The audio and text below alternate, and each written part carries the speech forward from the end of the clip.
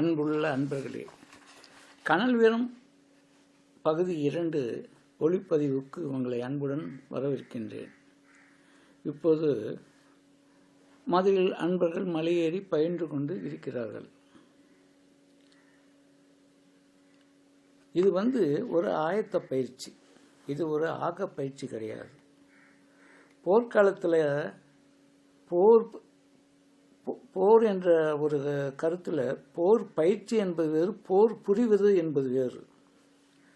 போரில் போயிட்டு போர் பயிற்சி நம்ம பண்ணிட்டு இருந்தானாக்கா போர் புரியணும் அப்படின்னால ரொம்ப மோசமாக போயிடும்.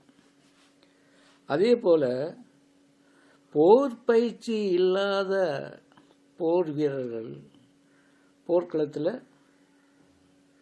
மடிந்துதான் போவார்கள். இப்படி இருக்கிறப்போ போர் பயிற்சி என்ற ஆயத்த பயிற்சி வேறு, போர் என்ற ஆக்க பயிற்சி வேறு. இதை நம்ம நல்லா தெரிஞ்சுக்கணும்.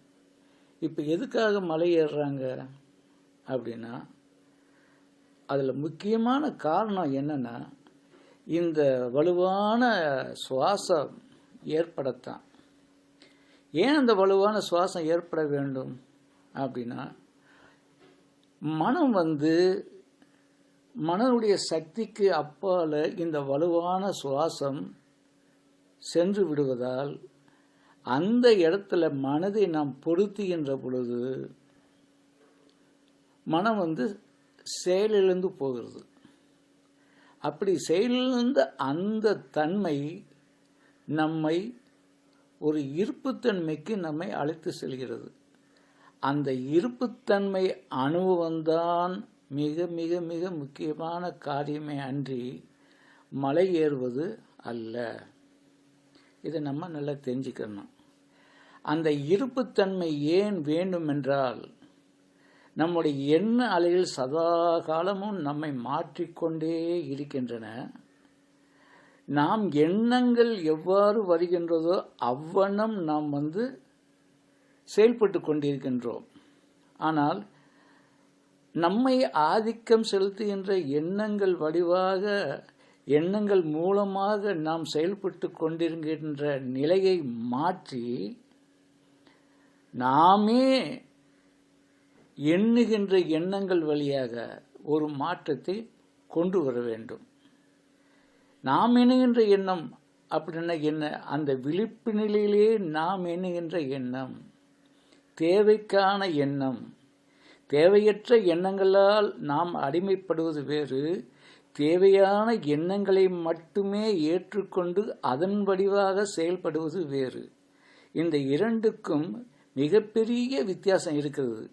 எண்ணங்களில் ஆதிக்கத்திலே ஆட்பட்டு உடன்பட்டு அதன் போக்கிலே தான் தோன்றித்தனமாக செல்வது என்பது ஒரு கீழ்நிலை. ஆனால் தேவைக்கு ஏற்றால் போல நிகழ்கால நிகழ்ச்சியிலே ஏற்படுகின்ற தேவைக்கு ஏற்றாற் போல எண்ணங்களை உருவாக்கி அந்த எண்ணங்கள் பிரகாரம் நாம் செயல்படுவது என்பது மிக அற்புத நிலை. இந்த மாற்றம் நிகழ வேண்டும் என்றால், அடிமையிலிருந்து உண்மையான தேவைக்கான ஆக்கத்திற்கு நாம் செல்ல வேண்டும் என்றால் இருப்புத்தன்மை மிக மிக அவசியம்.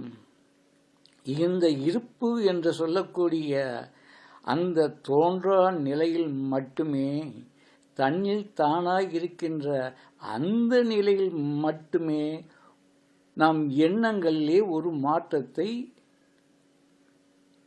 ஏற்படுத்த முடியும். எண்ண ஆதிக்கத்திலிருந்து விடுபட்டு எண்ணங்களை ஆதிக்கம் செலுத்தக்கூடிய ஒரு நிலை நமக்கு வேண்டும் என்றால் நாம் இருப்புத்தன்மைக்கு சென்றே ஆக வேண்டும். அந்த தோன்றா நிலையாகிய அந்த இருப்புத்தன்மை தான் ஆங்கிலத்தில் பீயிங்னஸ் என்று சொல்கிறோம். அந்த இருப்புத்தன்மையை அனுபவப்படாமல் எந்த யோகமும் நமக்கு கைகூடாது. யோகம் கை கூடினாலும் அது நிலைத்து நிற்பதில்லை. ஏனென்றால் இந்த நம்மை ஆதிக்கம் செலுத்துகின்ற எண்ணங்கள் வடிவாக நாம் போய்விடுவதால் யோகங்களுடைய பலன் நமக்கு கைவிட்டு பல சமயங்களில் போய்விடுகிறது. அப்படி கைவிட்டு போன யோக பலன்களால் இருந்து என்ன பலன் என்பதை நாம் யோசனை செய்ய வேண்டும். ஆகவே ஆயத்த பயிற்சி என்பது வேறு, ஆக்க பயிற்சி என்பது வேறு. மலையேறுகின்ற அன்பர்கள் அந்த வலுவான சுவாசத்திலே அவர்கள் தன்னுடைய மனதை பொருத்தி மனம் செயலற்று இருக்கின்ற தருணத்திலே அந்த இருப்புத்தன்மையை உணர்வதற்காக வேண்டியே அவர்கள் செல்கின்றார்கள் என்ற உண்மையை நாம் மறந்துவிடக்கூடாது. இங்கு விரைவாக மலையேறுவது சாதனை அல்ல. மலையேறுகின்ற தருணம் அந்த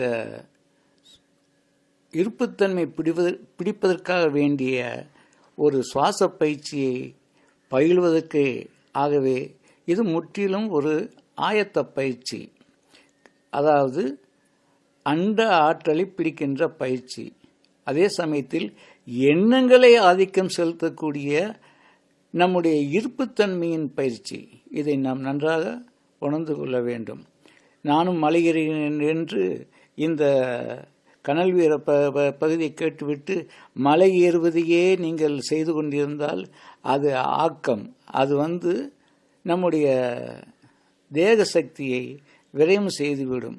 ஆனால் இங்கே நாம் என்ன செய்கின்றோம் என்றால், அந்த உடன்பாடு சுவாசத்திலே, அதாவது மனம் இந்த அதிகப்படியான வலுவான சுவாசத்திலே அடங்கி நிற்கின்ற அந்த தருணத்திலே நமக்கு கிடைக்கின்ற அந்த அண்ட ஆற்றல், கனல் ஆற்றல் பெருக்கம் பெறுவதற்காக வேண்டியே நாம் இந்த பயிற்சியை நாம் பண்ணிக்கொண்டு இருக்கின்றோம்.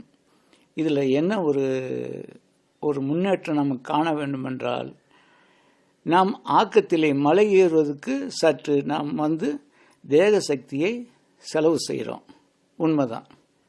இது யாருமே கேட்க வேண்டிய கேள்வி. மலை ஏறுகின்ற பொழுது சக்தி செலவாகாதா என்று கேட்பவர்களுக்கு மிகவும் உண்மையான கேள்விதான். ஆனால் அங்கே உடன்பாடு சுவாசத்தில் பெறுகின்ற சக்தி செலவழிக்கும் சக்தியை காட்டிலும் அதிகமாக இருக்க வேண்டும்.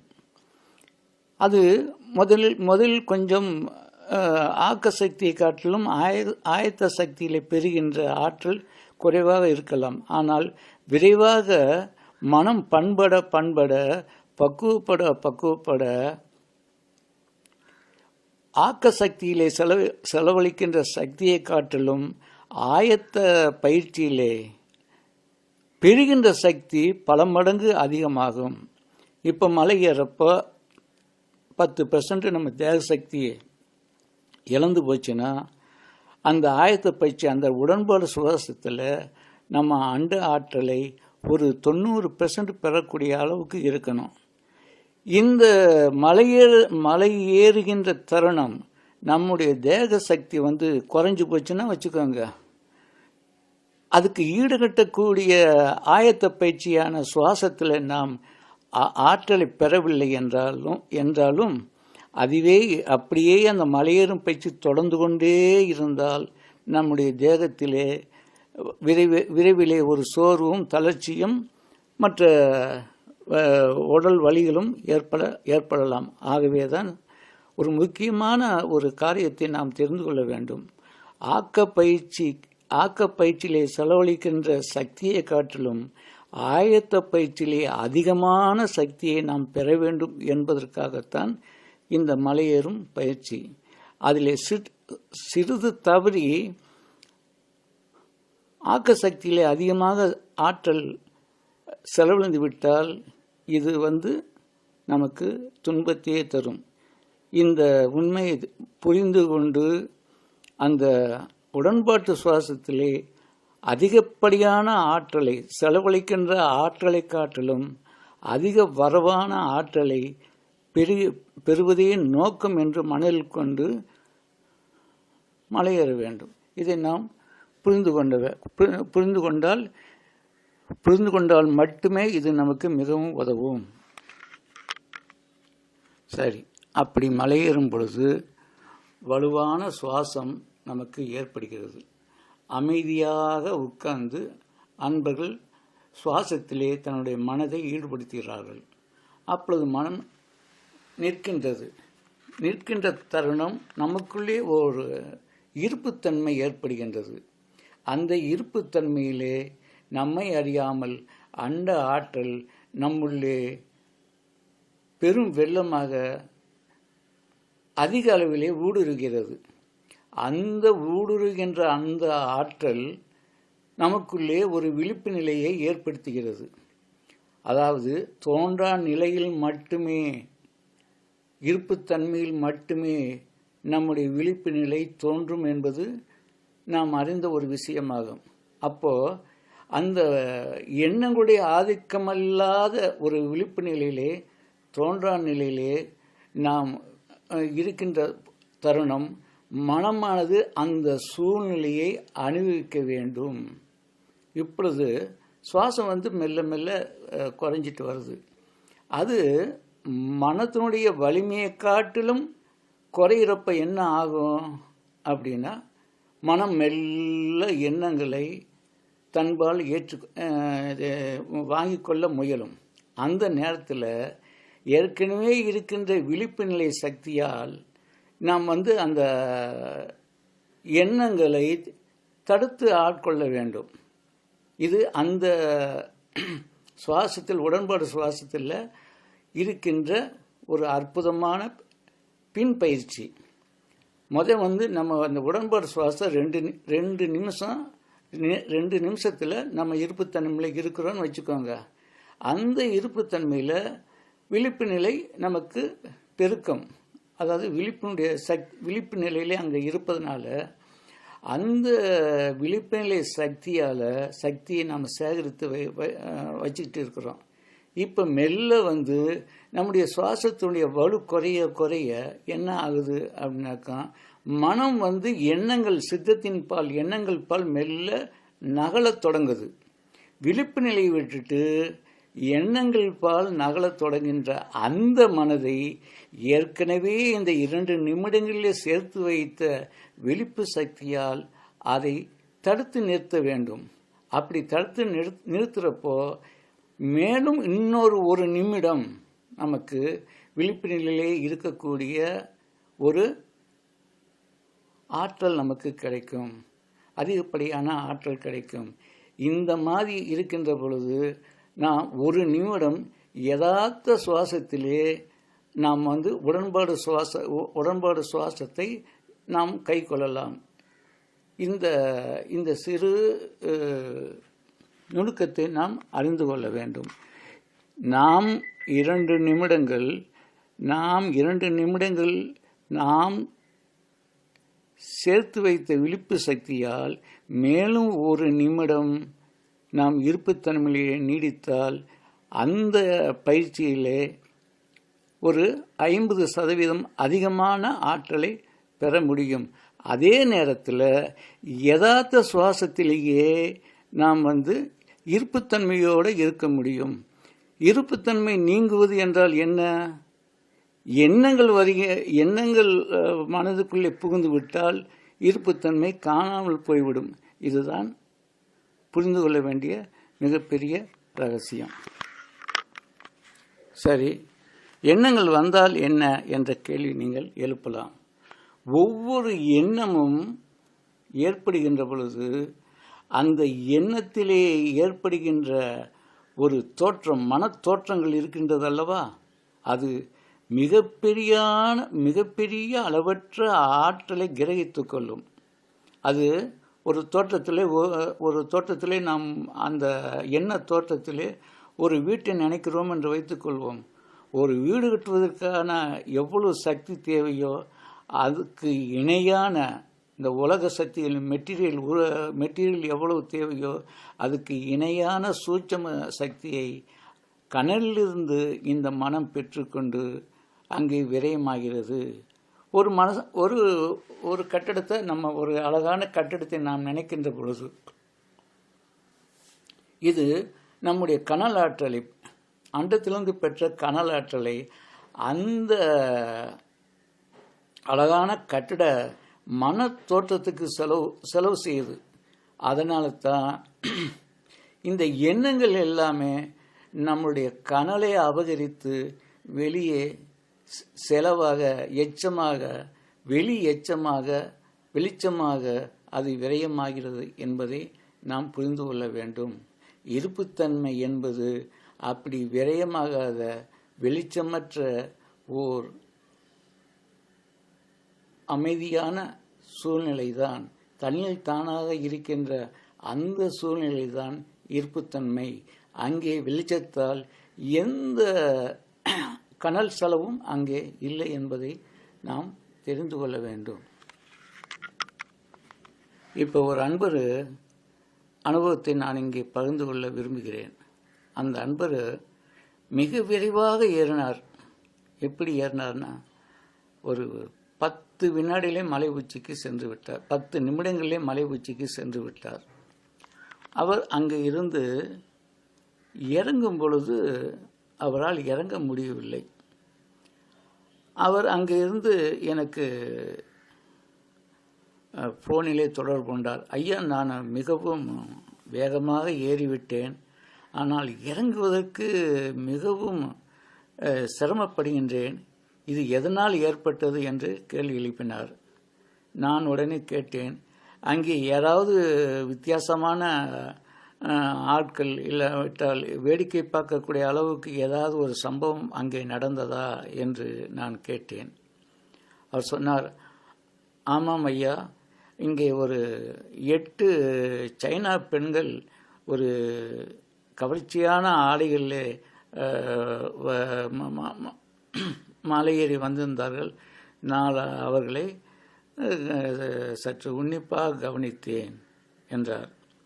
அந்த ஒரு கவனிப்பிலே, கவனிப்பிலே, வெளிச்சத்திலே அவர் தன்னுடைய முழு கனலை இழந்து ஏறுவதற்கு அவ்வளவு சுலபமாக சாத்தியப்பட்ட அவருக்கு இறங்குவதற்கு முடியாமல் போய்விட்டது. காரணம், அவர் தன்னிடத்திலே சேர்த்து வைத்த அத்தனை கனல் ஆற்றல்களையும் அந்த சைனா பெண்கள் இடத்தில் வெளிச்சமாக தொலைத்து விட்டார். நான் மறுபடியும் சொன்னேன், கொஞ்சம் அமைதியாக உட்கார்ந்து உடன்பாடு சுவாசத்திலே இருந்து நீங்கள் இறங்குங்கள், பின் இறங்கி பாருங்கள் என்று சொன்னேன். அவரும் அவ்வாறே அந்த உடன்பாடு சுவாசத்திலே ஒரு 2-3 நிமிடங்கள் தான் இருந்தார். சக்தி அவரிடத்திலே ஊற்றெழுந்து அவர் மிக விரைவாக இறங்கி கீழே வந்துவிட்டு, ஐயா, நான் நீங்கள் சொன்ன பிரகாரம் செய்தேன், மிகவும் எளிமையாக இருந்தது. அங்கே நான் இறங்க முடியாமல் ஒரு 20 நிமிடங்கள் உட்கார்ந்திருந்தேன். ஆனால் நீங்கள் சொன்ன பிரகாரம் செய்த உடனே எப்படி அதிசயமாக என்னுள்ளே இந்த உடன்பாடு சுவாசத்திலே ஆற்றல் எனக்கு நான் இறங்கினேன் என்பது எனக்கே தெரியாமல் நான் இறங்கினேன் என்று குறிப்பிட்டார். இதிலிருந்து தெரிந்து கொள்ளுங்கள், வெளியே உற்று நோக்கவும் அஞ்சினேன் என்று வள்ளல் பெருமான் சொல்கின்றார். அந்த உற்று நோக்குகின்ற தருணம் நம்முடைய கனல் ஆற்றலெல்லாம் எவ்வளவு விரைவாக, எவ்வளவு துரிதமாக செலவாகிறது என்ற ஒரு பெரிய கருத்தை நாம் சதாகாலம் மனதில் வைத்துக்கொண்டு செயல்பட வேண்டும். அந்த இப்படி நாம் அன்றாட வாழ்விலே, கவர்ச்சிகளிலே நம்முடைய ஆற்றலெல்லாம் செலவழித்து நாம் ஒரு சாதாரண மனித நிலையிலே தான் இருக்கின்றோம். எவ்வளவு பாடுபட்டாலும், எத்தனை யோக முறைகள் பண்ணாலும், இந்த வெளிச்சம் என்ற கவர்ச்சியிலே நம்மை அறியாமல் நம்முடைய கனல் ஆற்றல் எல்லாம் இழந்துவிட்டு நாம் மறுபடியும் ஒரு சாதாரண மனிதனாய், ஒரு சக்தியற்ற மனிதனாய் தான் வாழ்க்கையை நாம் நகர்த்தி கொண்டே இருக்கின்றோம். இதை நாம் உணர்ந்து கொள்ள வேண்டும். இப்படி உடன்பாட்டிலே நாம் பெறுகின்ற சக்தி வரவினையும், வெளிச்சத்திலே நாம் இழக்கின்ற சக்தி செலவினையும், இந்த 2 கருத்துக்களை இன்று நாம் இந்த பகுதியிலே, கனல் வீரம் என்ற பகுதியிலே நாம் நினைவில் வைத்து கொள்ள வேண்டும், மறவாமல் நினைவில் வைத்து கொள்ள வேண்டும். சுவாசத்திலே, சுவாச ஒழுங்கிலே, சுவாச பயிற்சியிலே, உடன்பாட்டு சுவாசத்திலே எவ்வளவு நாம் சக்தி பெற்றுக்கொண்டு மாவீரனாக ஆனாலும் ஒரு சிறு வெளிச்சம், கவர்ச்சியான வெளிச்சம் அத்தனை சக்திகளையும் உறிஞ்சி எடுத்து நம்மை சக்கையாக கீழே சாய்த்திவிடும். விஸ்வாமித்திரர் கதை நமக்கு எல்லாமே தெரியும். யாரோ ஒருத்தனுடைய ஆணவத்துக்கு இவர் எதிர் சவால் விடுத்து ஒருத்தனை திருலோக சொர்க்கத்தை அவர் ஸ்தாபனம் பண்ணார். அது வெளிச்சமாக செயல்பட்டு சக்தியை முழுவதையும் திருலோக சொர்க்கமாக ஒருத்தருக்கு ஸ்தாபகம் பண்ணார். அந்த ஒருத்தன் அந்த திருலோக சொர்க்கத்திலே இருந்து கொண்டு கீழே விஸ்வாமித்திரை பார்க்கக்கூடிய நிலையிலே அவன் அங்கே சுகமாக அமர்ந்திருந்தான். விஸ்வாமித்தர் அந்த திருலோக சொர்க்கத்தை நியமித்ததால் தன்னுடைய மொத்த செலவையும் மொத்த ஆற்றலையும் இழந்து தன்னுடைய கைத்திடையை கூட பிடிக்க முடியாமல் கீழே போட்டு விட்டார். ஆனால் அந்த சொர்க்கத்தில் இருந்த அந்த மனிதனோ, ஐயா, கைத்தடி கூட பிடிக்க முடியவில்லையா என்று அங்கிருந்து ஒரு ஏளன சிரிப்பு சிரித்தான். இது விஸ்வாமித்தருடைய வாழ்க்கையில் நடந்த ஒரு சம்பவம். இந்த மாதிரி நாம் கவர்ச்சியிலே நாம் விழுகின்ற பொழுது நம்முடைய ஆற்றலை எல்லாம் செலவழித்து ஒரு நிராயுத பாணியாக ஆற்றலற்ற நிலையிலே நாம் இருக்கின்ற பொழுது அந்த கவர்ச்சியை ஏற்படுத்துகின்ற அந்த ஊடகம், அந்த மக்கள், அந்த கவர்ச்சி ஏற்படுத்துகின்ற அந்த மக்கள் நம்மை பார்த்து சிரிப்பது வாழ்க்கையிலே நமக்கு அன்றாடம் நடக்கின்ற செயலாக இருப்பது எல்லாருடைய அனுபவம். சற்று உற்று கவனித்தால் நீங்கள் இதை நீங்கள் வாழ்விலே ஏற்படுகின்ற இந்த சறுக்கலை, இந்த தோல்வி உங்களுக்கு புரிய வரும். இதை நீங்கள் ஒரு விழிப்பு நிலையிலே மிக உன்னதமாக இதை உணரலாம். இன்றைய கனல் வீரம் ஒளிப்பதிவிலே கவனிக்க வேண்டிய மூன்று விஷயங்கள். ஒன்று, வலுவான சுவாசத்திலே வலுவிழந்த மனதை நிலைநிறுத்த செய்து அதன் மூலமாக தோன்றா நிலையை ஏற்படுத்துவது. அந்த தோன்றா நிலையிலே அளவற்ற பிரபஞ்ச ஆற்றலை பெறுவது. இது ஒன்று. மற்றொன்று, அப்படி அந்த தோன்ற நிலையிலே ஏற்பட்ட அந்த ஆற்றல் வரவால், விழிப்பு நிலையால் மீண்டும் இந்த மனதை எண்ணத்தின் பால் செல்லாமல் தடுத்து நிறுத்தி கொஞ்சம் காலத்தை நீடிக்க வைப்பது. இது இரண்டாவது பயிற்சி. மூன்றாவது, வெளிச்சத்தின் மூலமாக நம்முடைய செயல்பாட்டில் நாம் கனலை இழைக்கின்ற அவல நிலையை உணர்வது. இந்த மூன்று விஷயங்கள் இன்றைய முக்கியமான விஷயங்கள் என கூறி இந்த மூன்றையும் தங்கள் மனதிலே பதித்து கொள்ள வேண்டும் என்று வேண்டிக் கொண்டு இந்த கனல் வீரம் பகுதி 2 நான் முடிக்கின்றேன். நன்றி, வணக்கம்.